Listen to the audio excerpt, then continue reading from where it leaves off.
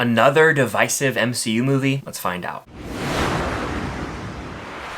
What's going on, guys? I'm Chris and welcome back to another video. So today I'm giving you my review of Marvel Studios' The Marvels. This is the 33rd film in the MCU, and honestly it's impressive they made it this far and they aren't stopping anytime soon. But before I give you guys my thoughts on this movie, be sure to hit that like button, comment down below your predictions or expectations for this movie if you have not yet seen it. If you have seen it, go ahead and share your thoughts in the comments down below. Subscribe and hit that notification bell to help me reach my goal of 100,000 subscribers here on the channel. It would mean a lot, trying to make that final push as we approach the end of the year. And check out the podcast, also linked down below, for weekly episodes of myself, my girlfriend Cam. We talk Stranger Things, Marvel, all that stuff. Tons of fun every single week over there. Now, when it comes to the Marvels, I went in with very low expectations intentionally because I didn't want to overhype myself or anything, and I didn't love the first Captain Marvel movie. I think that the character Captain Marvel I enjoyed, but the movie she was in was not crazy about. So I went in with very low expectations, and I ended up walking out of this movie very pleasantly surprised. I will start with the pros that I have for the film, and the biggest praise I can give it is the chemistry between the three main leads. You've got Miss Marvel, Captain Marvel, and Monica Rambeau as the headliners of this film. Now, they all bleed in from different projects, essentially, but that never really felt too overwhelming to me personally. Within this trio, every character has a distinct relationship with one another. For example, Monica Rambeau and Carol Danvers have a very long-spanning backstory. As we know in the first Captain Marvel film, you know, Carol was there and was basically Aunt Carol to Monica, but they haven't seen each other in quite some time, so things might be awkward at first. They gotta sort of make up for lost time in a way. Then you've got Miss Marvel, who's a super fan of Captain Marvel, and all of these dynamics between the characters just made for a very interesting trio. It's a new team-up in the MCU. It feels unlike something we've really seen before with the Avengers or the Guardians of the Galaxy. It's just three characters, and seeing them grow to have this chemistry and bond over the course of the film was easily one of the standouts for me. And I think of those three characters, Iman Vellani as Kamala Khan was the standout. She stole the show here, had the whole theater laughing, and you just can't help but love her charisma. She owns this role, and I would be willing to say she's one of the stronger castings in recent years for like a headliner role in the MCU. She crushes it here, and I love how they incorporate her family as well. That kind of goes to my next point of how this film's humor really worked for me. And MCU humor can be hit or miss, but consistently this got some chuckles and laughs out of me, and I think Kamala's family really lended themselves to a lot of humorous situations that worked. It was like a fish out of water type beat where Nick Fury was almost watching over them or babysitting Kamala's family while, you know, the Marvels were out on the main mission of the movie, and it was just hilarious at times how they were adapting to this new perspective on the world and being out in space, perhaps. It was wild, and it just made for a fun time. And of course, we got Flurkins in this movie. Goose was such a cute little kitty, or Flurkin I should say, from the first Captain Marvel, and the way they incorporate Goose in this film, as well as potential other Flurkins, I mean, it was riotous. It fully embraced what it was and committed, and multiple scenes in this movie are like that. They are not going to land for everybody, but I will commend DaCosta. They knew what this movie was. I've been critical of other MCU projects, notably Love and Thunder, where it's like you have Christian Bale playing Gord the God Butcher, but it's just a joke every 2 seconds. It didn't work. This movie, I feel, lends itself more to that humorous tone through and through because it embraces what it is from the start. It's just a silly movie at times. I don't mean that in a degrading way. It's like, it's a silly movie and it knows what it is.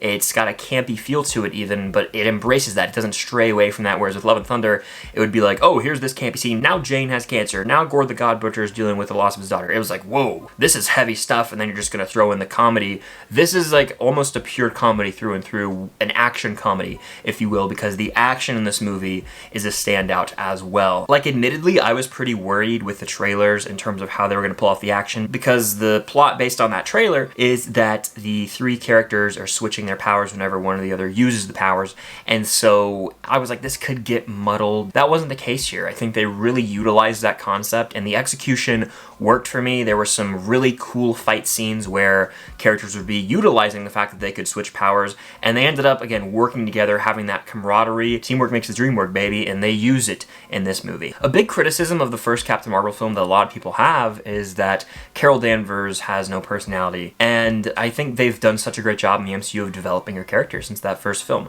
I think that she still has some personality in the first movie. Obviously, she's like a fish out of water in that movie. She doesn't really know what's going on. She's figuring all these things out about her past, but when it comes to the Marvels, she's trying to make amends with Monica. She's trying to lead a team in a way, and I thought that she really got along well with everyone, and I thought she was charming. I've always been a Brie Larson fan, and she was great here, and Teyonah Parris as Monica Rambeau was awesome. Any scene those two had where they might be butting heads or feuding about their past, or the way that certain scenarios from their past might have gone down, those were all well done, and I just really appreciate how every actress brought their A game, and how they all could have these little small conversations that would mean so much more by the end of the movie. So really dug what they did with the camaraderie of this team. Now the movie is very short, it's only an hour and 45 minutes, and I'm okay with that. It seems like I'm actually in a small camp. A lot of people said they want this movie to be longer. I've seen some reactions online, and I was content with it being a quick and easy watch.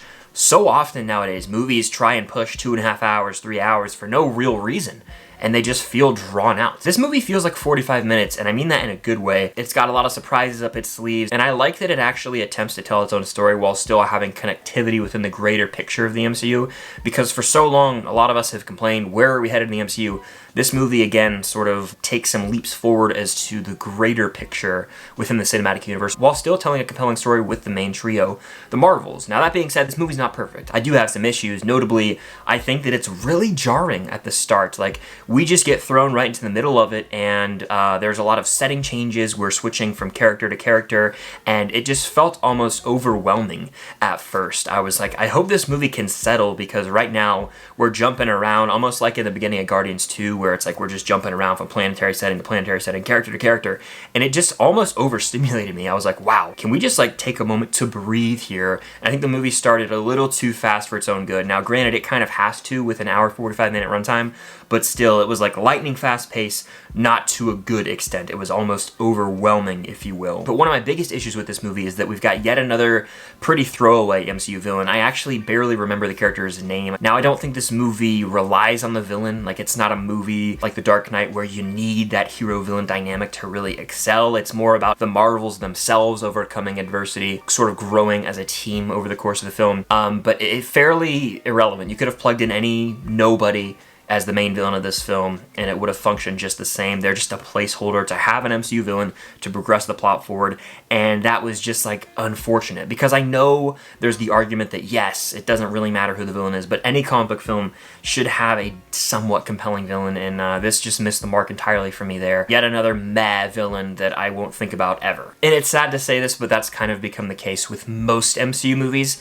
So even if we get a decent MCU villain, it's like, oh my gosh, this is outstanding, because we just have gone so long without an actual good villain, at least in the one-off movies. Thanos and Loki are different because they're like through lines, you know, they reappear in these MCU films, but the villain in this film, any scene she was in, I was like, I don't care. But one of my bigger issues also, a little nitpicky, is the fact that, I mean, we all know how powerful Captain Marvel is. We see how powerful Monica is, we know how powerful Miss Marvel is. Kind of piggybacking off the whole villain discussion, it really doesn't make sense to me, and I had no spoilers, but it doesn't make sense to me how there's really even a threat in this movie. I just think that the powers of our main characters so easily could destroy the villain. It's almost like they had to stretch it out to make it even believable that the Marvels and the main foe could even be in the same playing field of competition, because on paper, you'd just think this movie would be over like that. There's little writing things that bothered me in terms of characters' powers and how they went about that. And that's just a nitpicky thing, but in any movie that always kind of irks me, and here it got a little irritating. Like, they were really just trying to level the playing field the whole time when we know how powerful Captain Marvel really is, you know? How can they even really put up a fight against her? But it is what it is. I understand they had to make it a movie. It's just, it's a little frustrating at times, I guess. I wish the villain was actually built up to feel more powerful than she actually was, but it's neither here nor there. So like I mentioned earlier, the movie feels like 45 minutes in a good way, but that does lend to some of the reason why the structure does feel off. It doesn't feel like there's really 3 defined acts at times, and it can feel a little rushed, but I would prefer that to a movie that's long and drawn out for no real good reason. Look, overall, I was pleasantly surprised with the Marvels. It is not bottom tier MCU, it is not top tier MCU, it's somewhere in the middle of the pack, and I feel like a lot of newer MCU films fall in that category. This didn't blow me away by any means. I'm not over the moon about the movie, but I enjoyed my time. I had a fun enough time with the Marvels, and it's an improvement from Captain Marvel. I think that's what we need to start comparing things to. This is a sequel to that film. It is better than that film. That is a win. Comparing this to Guardians 3 is a disservice. Comparing this to Infinity War is a disservice. Just comparing it to the movie that it is following is what I typically need to try and do, and it's hard to do because this is a 33 film franchise with all those TV shows, but this is a sequel to Captain Marvel. It is a much better film than Captain Marvel, one I would watch over Captain Marvel, and every character is more likable and better written than in Captain Marvel. So I would say this is a win in terms of the movie being fun, enjoyable, and actually progressing the bigger picture of the MCU. It's not perfect. It's got its issues, like I said. The comedy is not going to work for everybody, but at least the movie embraces it and knows what it is from the start, as opposed to Thor: Love and Thunder, which tries to be a lot of different things and completely misses the mark with the humor. I also just think go see this movie for your own self. I'm so sick of the way our society has become, where it's like, oh, the Rotten Tomatoes score debuted, gonna be a stinker. It's like, just go watch the movie. Go watch the movie and form your own opinion.